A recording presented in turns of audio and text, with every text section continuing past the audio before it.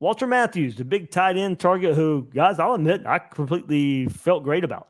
Look, in just the last episode of Gators Breakdown, look, he's just coming off a visit to Florida, and I was hearing good things. Of course, not everything I hear is going to be good, and of course, most of the things I'm hearing are orange and blue glasses, and I try to at least share the things I hear and feel good about. Of course, I wasn't the only one. A lot of people out there felt good about Walter Matthews, and what we were hearing from Gainesville, and he commits to USC overnight. We wake up, man. I get up on this Wednesday morning about 6:30. I hadn't even got my coffee yet. Alarm goes off. Of course, I check my phone like everybody else, and Walter Matthews commits to USC. And at first, I'm sitting there looking at it. I was like, "Is this a fake?" I was like, "Come on, man! It's 6:30 in the morning. I know he's going out west, but we sit there and get this for a West Coast commit. Now, of course, he's from Georgia, but a West Coast commit at like overnight, early in the morning. Hadn't even got my coffee yet. So, of course, waking up grumpy already on this Wednesday morning. But, of course, visited USC a couple of weeks ago. Trojans made a huge push. And we knew that. We talked about that, discussed that, made it coming into his official visit to Florida last weekend. We said, okay, well, Florida's got some work to do here. The USC really impressed. I didn't know it was this deep. I didn't know USC had nailed it down this much. I made a huge push 2 weekends ago. Would have hoped Florida would have been able to stop that this past weekend, but just a couple days after leaving Gainesville, Matthews commits to Lincoln Riley and the Trojans. I mean, the Gators at one time were the team to beat. So tough pill to swallow in that regard. And just straight up losing this battle. And now we'll have to rebound. And there's some good targets out there still. Guys, go back to February, and Will and I are talking. We're turning the page from 23 to 24 in this recruiting class. And we threw up tight end. There was so many from Georgia and highly rated tight ends from Georgia. I mean, if you got options here, you had options then, you still got options now for the Gators when you look at the tight end board. So let's go through it here right quick and take a look at this tight end position. Now, I left Caleb Odom on there, and Florida's still recruiting him as more of a big body receiver. Visited this past weekend. Seems like an Alabama lean right now. That one might be too much to overcome looking at the Crimson Tide, but he's 68th overall, 4th rated tight end on 24/7. On 3, very, very similar. He's 65th overall, 4th at his position there. And then, we'll go down the list some more. Jonathan Eccles, the IMG recruit, Tennessee commit. He's 106th overall on 24/7, 7th ranked tight end. He's 140th overall on 3. The 11th tight end there. Originally from the state of Georgia, but is IMG. He'll visit Tennessee this weekend and slow down what seems to be some momentum gaining from Florida side, dating back to his visit with the Gators. So one option right there. And it probably comes into this to how many tight ends will Florida take? At one point, I think the thought was 2. Maybe losing Matthews maybe whittles it down to 1. I still think 1 or 2 in the play. I think if they can get 2 and the 2 they want, I don't think they'll reach for a tight end. And the guys' names that I have listed here, and I'll go through them all, I don't think would be reaches at all. So I think if they can get 2, they'll still take 2 of this group here. The way I look at it right now as we sit here in June.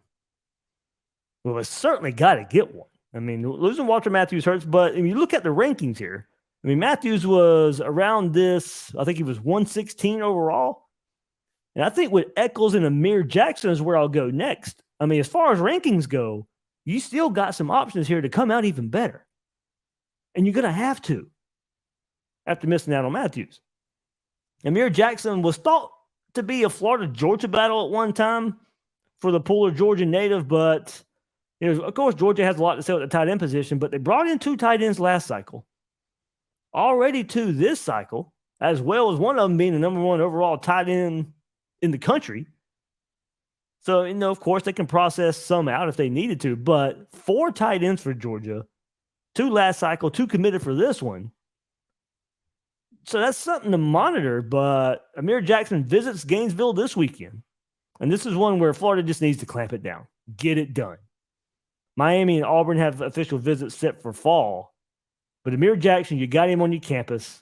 listed as an athlete on 24/7 Sports, but he's the 108th overall prospect, the 8th rated athlete on 24/7, 130th overall on 3, 10th ranked tight end. This is one you've got to get done. He's on campus this week. You've been trending here too. At one time, it was thought maybe to be Walker Matthews and Amir Jackson coming in together. Jackson's on campus this weekend. We can't keep hearing, hey, trending well for this guy, trending well for that guy. And either they don't visit and commit somewhere, or they visit and commit somewhere else anyway. This is one where it is lining up for you to get this one. So if everything that we hear as far as trends go, and look, of course, not everything we hear is going to be true. But this is one where many people also feel good too. I mean, it could come back to bite us again.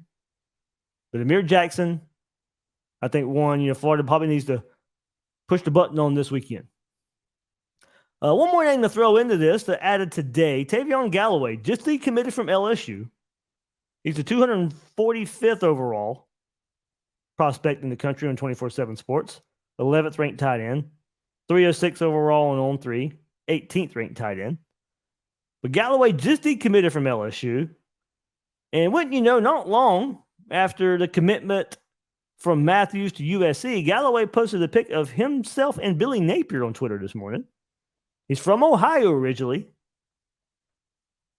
Don't have much more than what I saw today. I was asked about him this morning after Matthews commit, and of course, with everything going on today with the schedule release and trying to keep up with other options here at the tight end board. Haven't heard much on Galloway yet, so we're going to try and maybe figure out some more there. But certainly noticed him posting that picture of him and Billy Napier this morning. So that's got to mean something, of course.